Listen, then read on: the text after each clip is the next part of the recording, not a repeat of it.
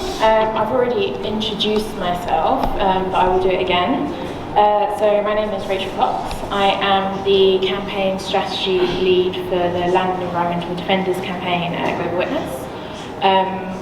As everyone has already said, I wanted to start by extending our thanks to our hosts, Green Advocates and the Monrovia Union.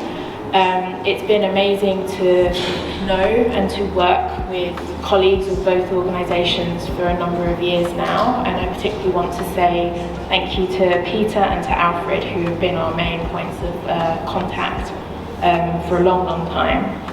I also want to thank the Business Human Rights Resource Centre and the ILC for supporting this event and for inviting us to be here today.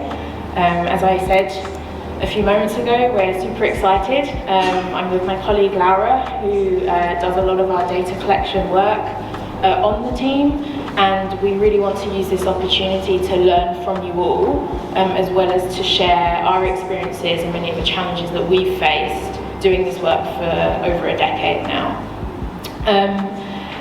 It's also a pleasure to be here in Liberia. It's my first time. I'm loving it, particularly the food, which I have sampled many infamous dishes already. But the most important thing is to actually learn about the grassroots directory and the work that Green Advocates and MRU have been doing for a number of years now. So in 2021, Alfred, I know that both you and Peter talked to Global Witness about the directory, about your ambitions for this work and your vision. And it was really at that moment that I think you began to embark on this long-term project, which is hugely ambitious, incredibly complicated, and incredibly time-consuming.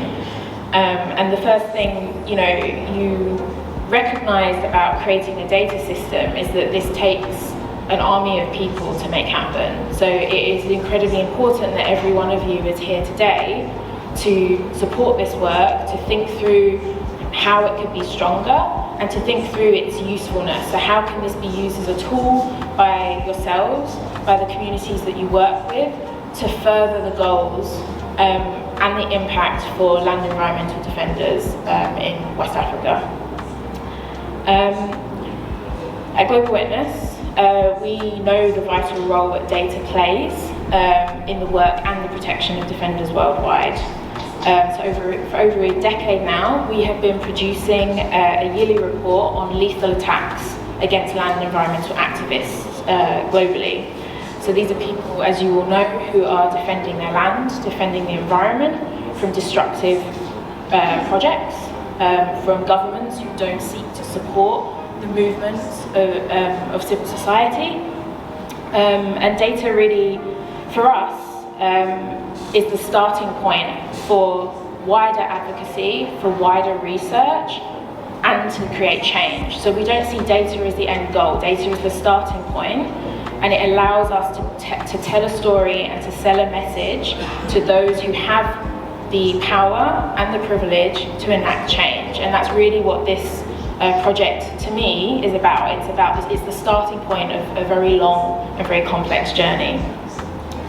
Since we started to collect data at Global Witness, we have now found 1,910 people killed globally. Our campaign is to prevent the broad range of threats and the attacks that defenders experience, often after speaking out against extractive processes. Our goal is to expose the trends and the root causes behind these attacks, to draw attention to the work that defenders globally are doing, and then to argue for change. However, there have been a lot of challenges over the past decade. As Alfred correctly pointed out, our methodology and our research approach results in gaps in our data.